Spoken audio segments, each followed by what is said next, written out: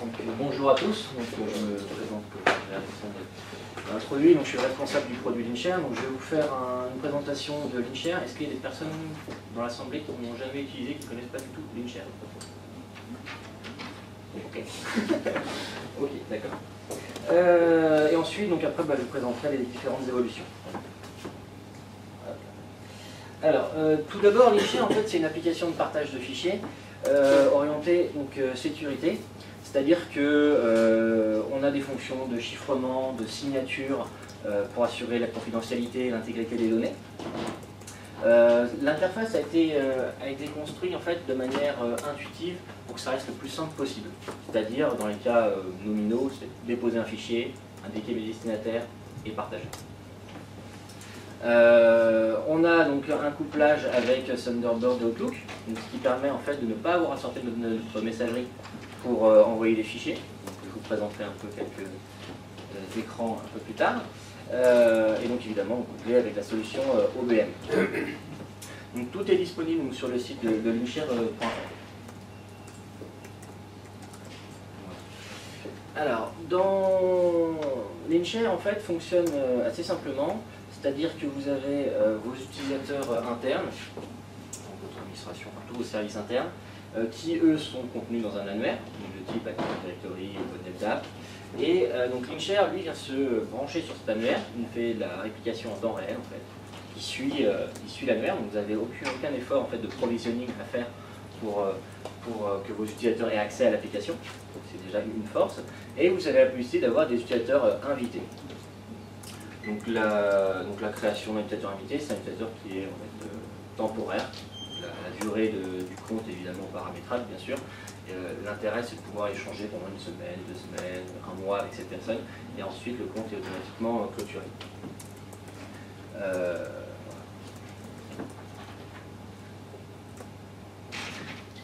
Donc l'interface actuelle de Linshare, donc là vous vous retrouvez donc, dans l'onglet fichiers, donc c'est là où vous allez déposer les fichiers que vous voulez partager. Donc vous n'êtes pas obligé de les déposer, nous on s'en sert actuellement à l'Inagora comme aussi un espace comme Dropbox où on pose nos fichiers et on peut les récupérer un peu plus tard quand on en a besoin ou parce qu'on veut accéder à notre machine facilement. Au niveau de la taille des fichiers, le plus gros fichier qu'on a téléchargé, enfin qu'on a uploadé, c'est pas énorme mais c'est 88 Go. Donc je pense que ça laisse de la marge. Au niveau des fichiers que vous avez à échanger. Vous avez un système de quota, bien sûr, pour limiter les utilisateurs dans l'usage qui ferait du logiciel. Et donc,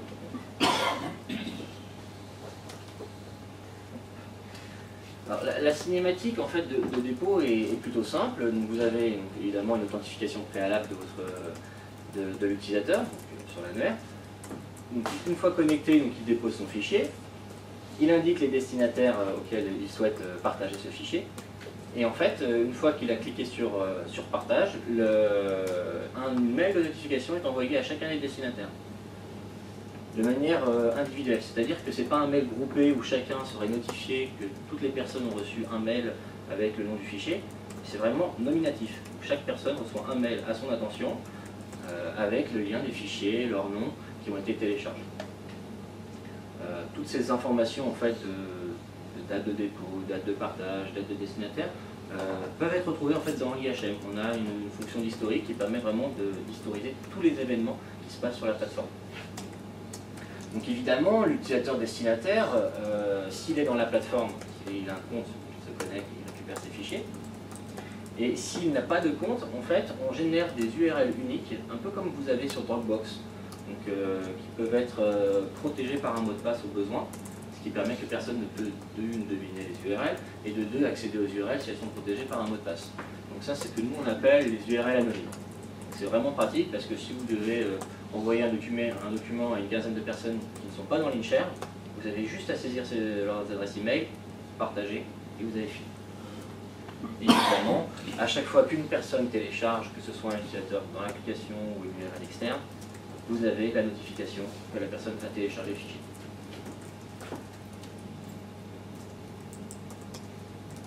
Voilà. J'évoquais précédemment l'intégration avec Outlook et Thunderbird. Donc, même si l'IHM de Linshare vous permet donc, de sélectionner un fichier, sélectionner les destinataires et de rentrer un sujet de message et un corps de message, nous avons développé une intégration qui nous permet en fait, lorsque vous rédigez un message par exemple dans Outlook, ici, vous ajoutez vos pièces jointes de la même manière que vous feriez avec un mail classique, sauf qu'au moment de l'envoi, en fait, vous avez un petit bouton, alors c'est pas très lisible, mais ici, envoyer et partager. En fait, la différence, c'est qu'au lieu d'envoyer votre mail par la messagerie et vos fichiers de manière classique, les fichiers sont téléchargés sont envoyés au serveur Linshare. Les informations donc, de destinataires sont également envoyées au serveur Linshare. Il réalise le partage vers les différents destinataires, puis rend la main au connecteur qui lui va envoyer votre mail. Et votre mail part avec une petite mention qui indique que le destinataire va recevoir un second mail avec les pièces jointes. Ce qui fait que c'est complètement transparent pour l'utilisateur. Il y a même possibilité que l'envoi par Linshare soit le mode par défaut, s'il y a besoin. Ça permet vraiment de soulager en fait la messagerie. Le comportement reste évidemment bien sûr le même avec Outlook. Un petit complément. Oui. Un gros avantage aussi de cette solution-là, c'est que lorsque vous avez un fichier qui fait 10 gigas que vous partagez, finalement il est stocké une fois dans Linshare et pas 50 fois dans votre système de messagerie parce qu'il est envoyé à 50 fois. C'est quand même une grosse différence en termes de gestion. Oui. Ouais, à ce niveau-là, Linshare optimise en fait, il ne garde qu'une seule copie du document et crée des références, ce qui évite de dupliquer l'information. Une seule copie par envoi ou il y a une dédupe complète? Alors il y a deux dédupes, il y a une dédupe par envoi et une dédupe au niveau système où le composant qui sert au stockage de fichiers calcule des hashes uniques et à partir de ça il est capable de savoir que c'est exactement le même document et donc il ne stocke plusieurs fois le document. Donc c'est vraiment un gros intérêt. Même si trois utilisateurs qui ne se connaissent pas uploadent 3 fois le même fichier, et ben, au physique, sur le serveur, il n'y aura qu'une seule copie.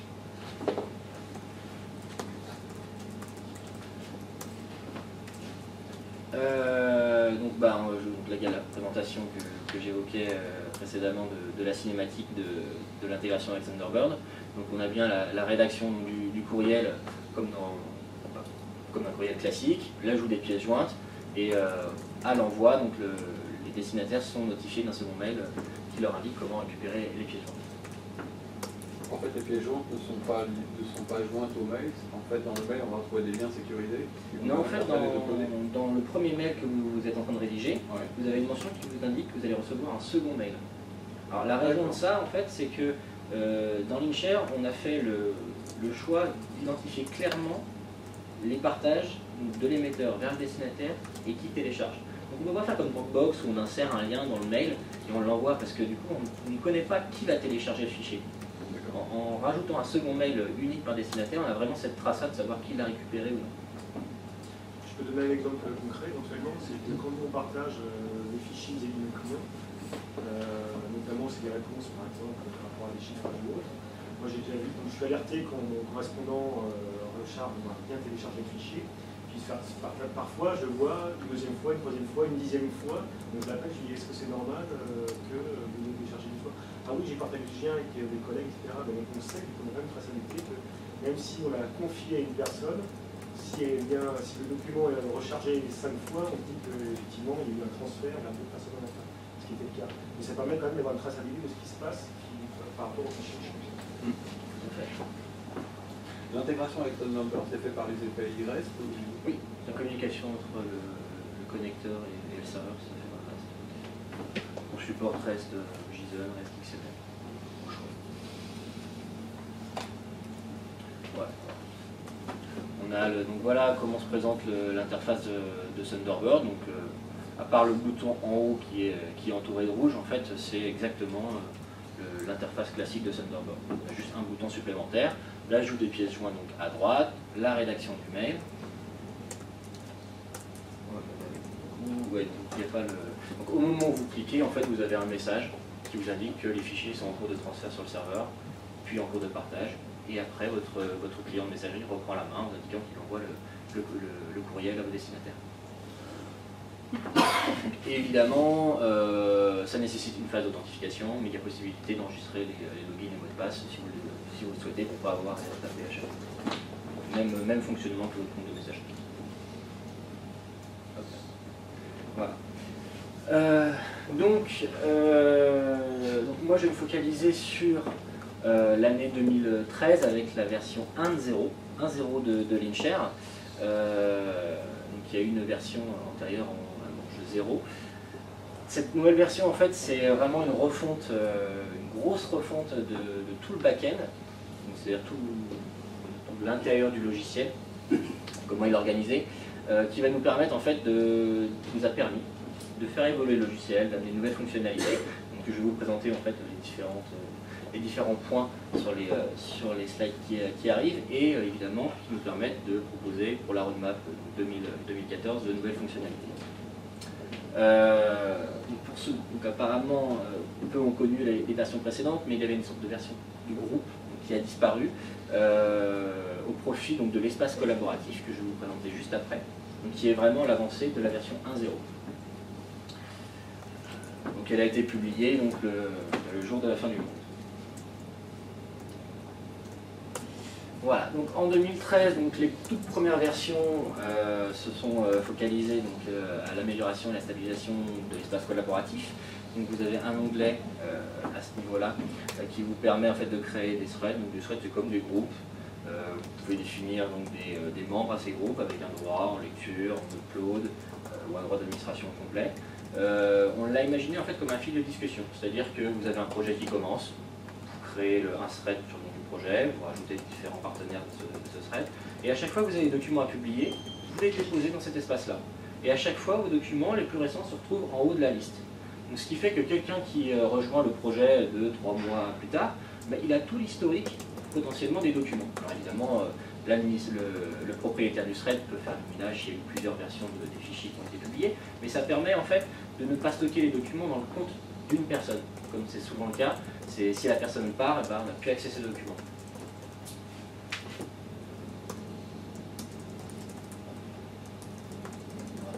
Donc l'intérieur d'un espace collaboratif, donc vous avez la possibilité de déposer des fichiers, d'administrer les membres, donc on retrouve les membres à droite, les documents au centre avec leur date de création, la possibilité d'éditer une description, un commentaire en fait, et les droits de supprimer.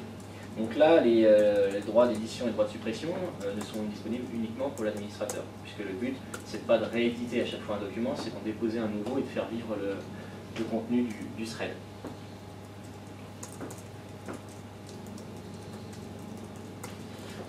Donc vous avez la gestion des membres, donc là on a actuellement 4 membres, donc nous on a un administrateur et 4 membres en lecture. Donc les personnes qui peuvent que consulter ne peuvent pas forcément tout.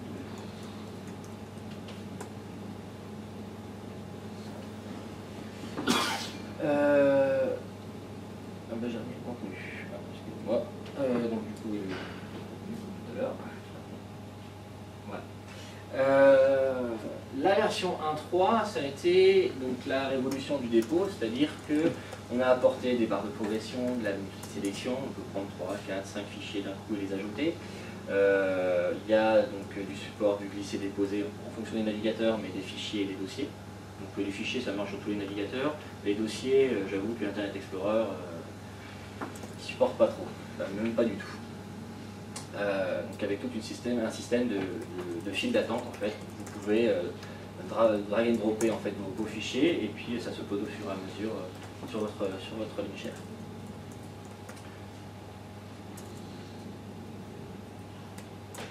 Il y a possibilité également de filtrer en fait, les extensions des fichiers qui sont déposés. Donc, il y a un filtrage qui contient à peu près une base de 1370, je crois, types de fichiers différents.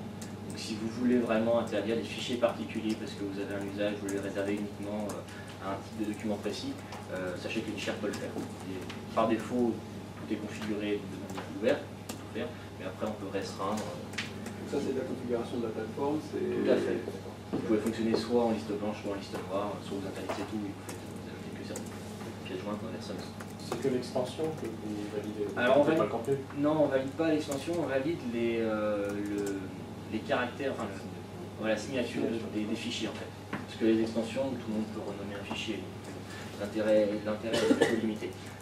Donc, on a intégré pour ça une librairie de la Fondation Apache qui s'occupe de la détection de ces dossiers. Voilà. La version 1.4, elle apporte les listes de contacts. Donc là, c'est pour faciliter en fait le partage. Vous aurez les HM juste après.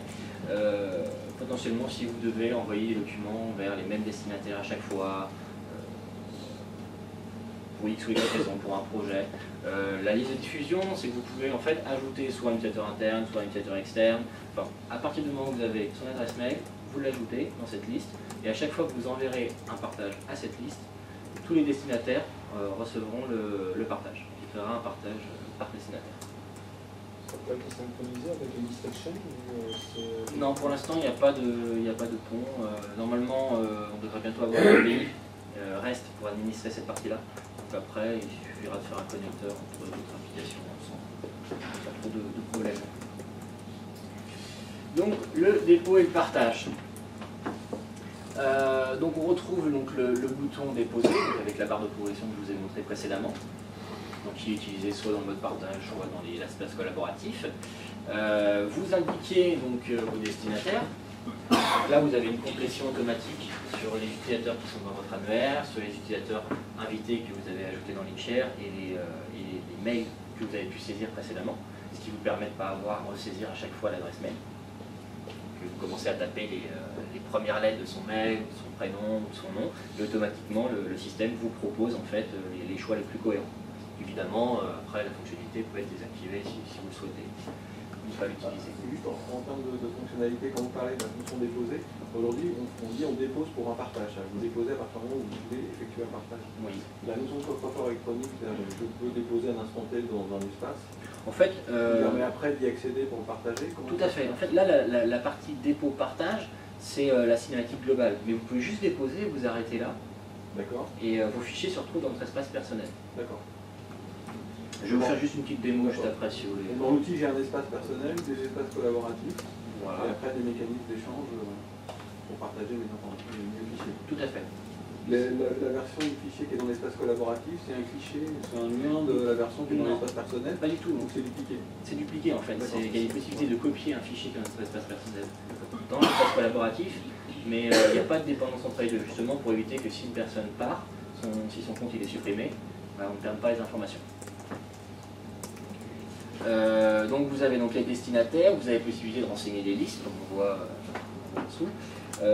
Si vous cochez la petite case sécuriser le partage, si les personnes que vous avez renseignées ne sont pas dans l'application, les URL uniques générées seront protégées par un mot de passe. Et vous avez enfin la possibilité de personnaliser donc, le courriel avec un sujet personnalisé et un corps personnalisé. Vous n'êtes pas obligé de le renseigner, l'InShare a des formats, enfin, des modèles par défaut qui sont intégrés, que vous pouvez personnaliser en ajoutant des informations de votre société. Donc là, oui, si on veut déposer juste un fichier, il suffit de déposer, revenir à vous les fichiers, vous avez déjà. Et enfin, la dernière évolution, donc, qui était fin 2013, qui est sortie début 2014, c'est la version 1.5. Donc on a refondu en fait l'intégration avec l'annuaire pour de meilleures performances. Donc les tests qu'on a pu mener, on est à une complétion autour de 500 millisecondes, voire même moins dans certains cas, sur un annuaire de 170 000 entrées. Donc on a vraiment passé l'échelle à ce niveau-là, au niveau des recherches, au niveau de l'authentification maintenant qui est disponible par l'UID. Donc ceux qui sont habitués à se connecter par exemple avec leur identifiant Windows, il y a possibilité maintenant de l'utiliser en fait pour la phase d'authentification. Sur les versions précédentes, c'était uniquement l'adresse mail qui était utilisée. Je vais rapidement vous présenter.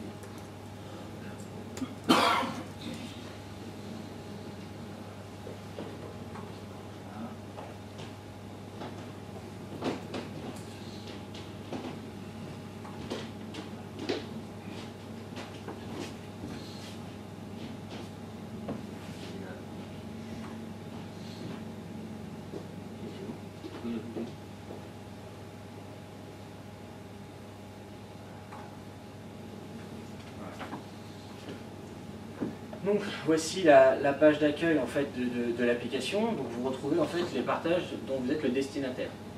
Donc, généralement, c'est vraiment la page où vous récupérez vos données. Vous avez possibilité de les recopier dans votre espace personnel et de les transférer à la manière d'un transfert dans votre connecteur de messagerie, enfin votre logiciel de messagerie. Dans ce cas-là, vous sélectionnez le document, vous cliquez sur transférer et vous mettez La notion de création de compte, c'est-à-dire quand je veux créer un compte sur Linkshare, ça veut dire qu'il doit être au préalable déjà existant dans l'annuaire. Ou on a la possibilité de créer un compte qui crée une instance dans l'annuaire. Non, l'application Linkshare en fait ne s'occupe pas de la gestion d'identité. D'accord. Donc c'est-à-dire que si vous créez vous un compte dans votre annuaire, la personne dans la seconde qui suit peut se connecter à Linkshare. Puisque lorsqu'il va faire sa tentative d'authentification, on va rechercher son annuaire et on va lui créer un profil en local. Après, vous avez la possibilité de créer des comptes temporaires dans Linkshare. Voilà. Donc là, c'est votre espace d'accueil. Donc là, si je vais sur l'onglet fichiers, qu'on a vu précédemment, hop là. Donc là, vous retrouvez la liste des fichiers que vous avez déjà déposés.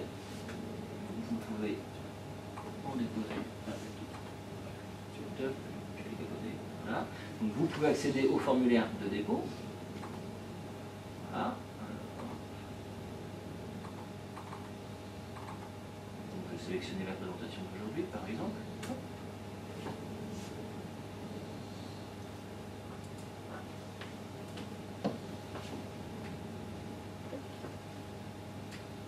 Je peux renseigner un destinataire. Peter. Voilà. Une liste que j'ai précédemment.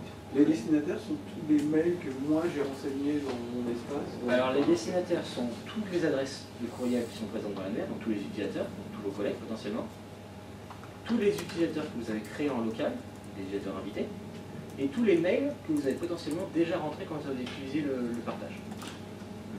Il y a moyen de filtrer, par exemple, sur le truc sous l'annuaire, je vais m'adresser qu'une partie des utilisateurs, c'est dans Linkshare ou faut le faire en... Alors il y a une notion de domaine en fait dans Linkshare. Vous pouvez découper votre annuaire en, je sais pas, en entité, en groupe, ce que vous voulez. L'intégration en fait de Linkshare propose une liste de domaines, vous créez vos domaines comme vous voulez, et à chaque domaine vous lui associez en fait un filtre sur l'annuaire. Donc après votre filtre, ça peut être un attribut particulier dans votre annuaire, ça peut être une branche, ça peut être un groupe. Vous êtes entièrement libre de faire cette liaison comme vous le voulez. Alors après nous, dans les déploiements, enfin dans la plateforme de test, on a un annuaire et tous les utilisateurs dedans. Mais on pourrait imaginer qu'on aurait pu faire une instance pour l'équipe Linkshare, un domaine pour Linkshare, un domaine pour l'équipe OBN, et ainsi de suite. L'intérêt de cette structure-là, je ne vais pas forcément rentrer dans les détails, mais il y a une liste de fonctionnalités qui sont disponibles dans Linkshare.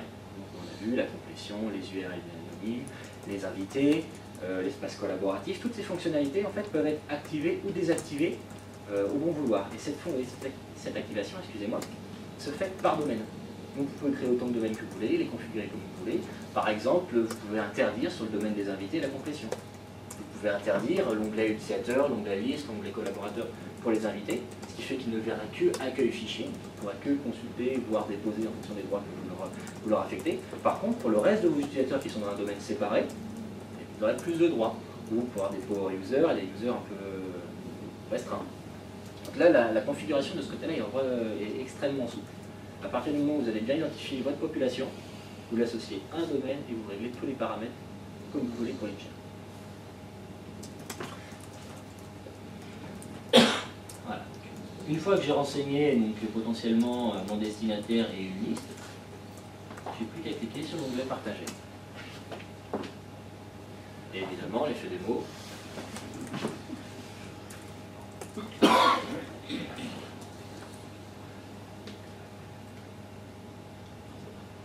Donc on a bien retrouvé le fichier, donc là actuellement il n'est pas partagé.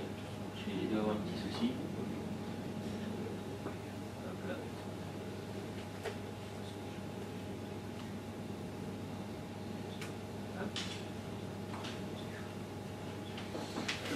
Hop. Bon bah apparemment la machine de développement va avoir une petite erreur.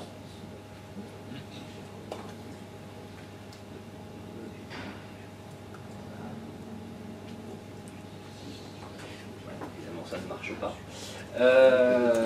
Mais normalement, en fait, vous revenez sur cette page-là et donc on vous a dit qu'il y a les destinataires et qui le partage a été réalisé.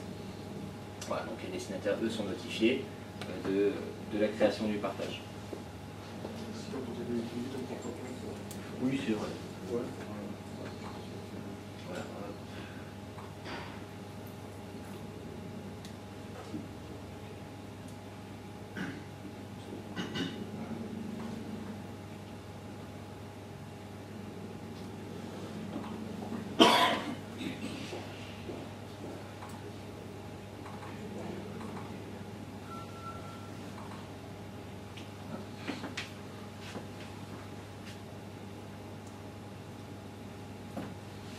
tous les sites.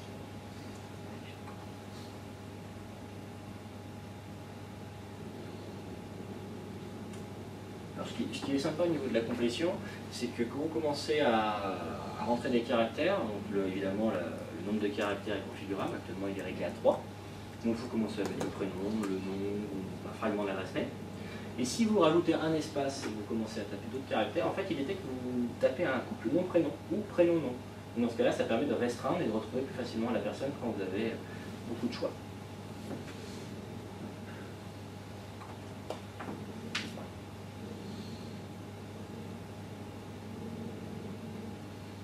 Et voilà, donc là on retrouve en fait mon fichier qui est disponible, ainsi que le destinataire qui apparaît, donc Christian, avec la date de l'expiration du partage. Parce qu'évidemment, il y a plusieurs configurations qui existent, mais vous pouvez configurer une expiration pour les partages, donc dire au bout de 3 mois, le partage est supprimé automatiquement. Évidemment, il y a des relances pour le destinataire pour lui dire que son document est sur le point d'être supprimé. Vous pouvez configurer également l'expiration des fichiers. Nous, on l'utilise comme un espace personnel où stocker les fichiers, mais certains de nos clients l'utilisent comme un espace temporaire de partage. Donc, ce qui fait qu'ils peuvent programmer, par exemple, une fois que le document le partage est expiré, laisser une semaine, et au bout d'une semaine, le document est supprimé. Donc ça laisse le temps à l'utilisateur de pouvoir le repartager au besoin, ou on peut ne pas lui laisser le temps et supprimer automatiquement. Alors justement, je ne vois pas quand vous avez partagé votre fichier cette notion d'expiration, où est-ce que ça se paramètre en fonction? En fait, c'est au niveau du domaine, c'est l'administrateur qui configure une durée. Et il indique, voilà, la durée par défaut, ça sera 3 mois. C'est pour tous les fichiers, du coup. C'est pour tous les fichiers, oui. C'est pas individuel pour l'instant. Vous prévoyez cette option? Oui, je pense, oui. Pas forcément dans la prochaine version, mais dans celles qui arrivent, on aura la possibilité, en fait, au moment de partager, de pouvoir définir la durée entre 0 et la valeur maximale que l'administrateur aurait fixée. Mais on ne peut pas les supprimer après téléchargement? Si, bien sûr. Voilà, je veux dire, en automatique. Une fois que le système sait qu'ils ont tous été téléchargés par En fait, les le protocole HTTP, donc le web, en fait, ne garantit pas que la personne a téléchargé. Mais quand on reçoit des notifications? On reçoit bien sûr la notification que la personne a téléchargé le fichier, mais c'est qu'elle a cliqué. Si, par exemple, pendant le transfert, le fichier il échoue parce qu'il y a une coupure de connexion ou X ou Y raison, bah, le système a été notifié d'un téléchargement. Mais le téléchargement n'est pas téléchargement réussi. Donc, potentiellement, il faut que... Enfin, on ne peut pas garantir que la personne l'a bien téléchargé sans passer par des mécanismes complexes comme des applets, comme du flash ou des technologies beaucoup plus compliquées de diffusion et de mise en œuvre du point de vue de l'utilisateur. Là, il suffit juste d'avoir un navigateur web qui supporte le JavaScript et que tout fonctionne. Donc au niveau du déploiement de la solution sur votre parc, il n'y a pas d'extension, de plugin particulier à installer sur les machines clientes. Une autre chose, il me semble que quand on a partagé le fichier, on ne peut pas annuler le partage, sauf à supprimer le fichier.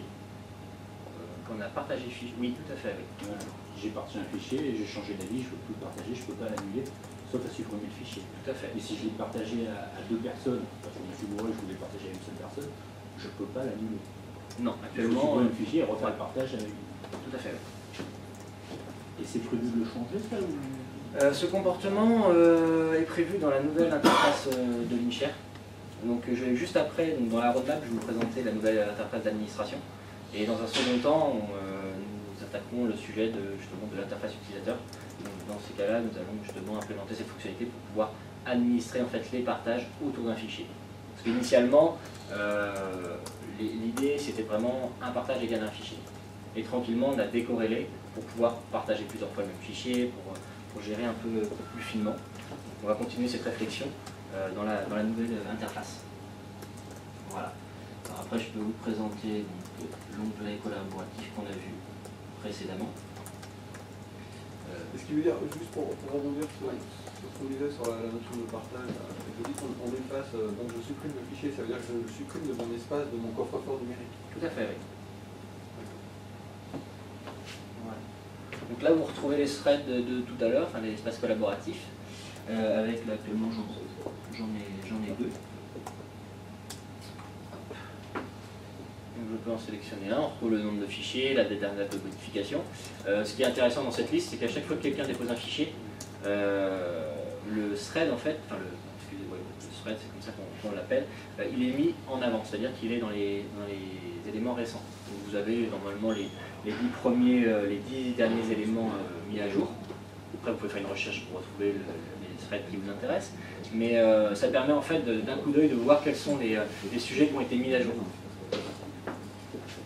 Et donc là, oui, vous trouvez la liste des fichiers avec potentiellement la possibilité de déposer un fichier tout pareil que lors du partage. Voilà. Est-ce qu'il y a d'autres questions sur l'état actuel? Oui, pour recevoir un fichier de la part de l'extérieur, qui n'a pas d'outil, Oui. on crée un compte invité pour la personne Tout à fait. et on l'autorise À déposer un fichier. à déposer un fichier. Vous avez plusieurs restrictions actuellement qui existent, donc soit vous le créez en lecture seule, soit vous le créez dans le dépôt, et vous pouvez restreindre sa communication à une liste d'adresses mail prédéfinie. Donc par défaut, si vous activez la fonctionnalité, il est restreint en fait à communiquer uniquement avec vous, enfin, avec la personne qui l'a créé. Il y a une fonctionnalité que je vous montre juste après en fait, qui arrive, qui permet aussi de répondre à ce besoin-là, de pouvoir avoir des externes qui vous envoient des fichiers. Pour les comptes invités, il y a un truc que je trouve un petit peu dommage, c'est qu'on ne peut pas, par compte invité, choisir le durée de validité. C'est sur le domaine. C'est sur le domaine, oui. Mais sur notre domaine, des fois, on peut avoir des utilisations différentes. On peut avoir besoin de partager un fichier pendant un jour ou deux, ou pendant plusieurs semaines, voire plusieurs mois. Et là, on ne peut pas choisir. Celui-là, je vais pendant 2 mois, ça me suffit, et celui-là, je vais en avoir plusieurs pendant 2 mois. Au niveau du partage? Non, de la validité du compte invité. Ah oui. Actuellement, l'usage, en fait, oui, on ne paramètre pas la durée du compte invité. Est-ce qu'on peut créer plusieurs domaines et que les mêmes utilisateurs aient plusieurs domaines en fonction des besoins d'utilisation d'échange? Oui, c'est ce qu'on fait aussi. On a en fait des fois des structures où on a un domaine. Donc un domaine où on a une validité tous les jours et un domaine où on a une validité d'1 mois. C'est ça, on a des clients qui ont plusieurs domaines et qui choisissent à la connexion quel domaine ils veulent se connecter en fonction de l'usage qu'ils veulent en faire. Par exemple, un usage uniquement interne, un usage externe, avec des tailles, des limitations de fichiers différentes. Après, les combinaisons sont vraiment... Pareil, quand tu fais un compte invité, il y a une durée de vie. Oui, une durée de vie. Elle est définie comment? C'est moi qui l'ai... L'administrateur qui fixe en fait la durée de vie. Donc ça veut dire que c'est l'administrateur de la plateforme, pas le... Oui. Non, c'est pas bien, je fais un compte invité, je lui donne accès, il a une semaine, et si une semaine il n'a pas téléchargé, non. Son compte n'est plus actif. Non, c'est l'administrateur qui définit actuellement la durée de validité d'un compte, et lorsque la personne crée son compte, l'utilisateur crée un compte par invité, il prend les valeurs par défaut fournies par l'administrateur. On était obligé de créer un compte, on ne peut pas le faire comme pour l'émission sur l'adresse mail.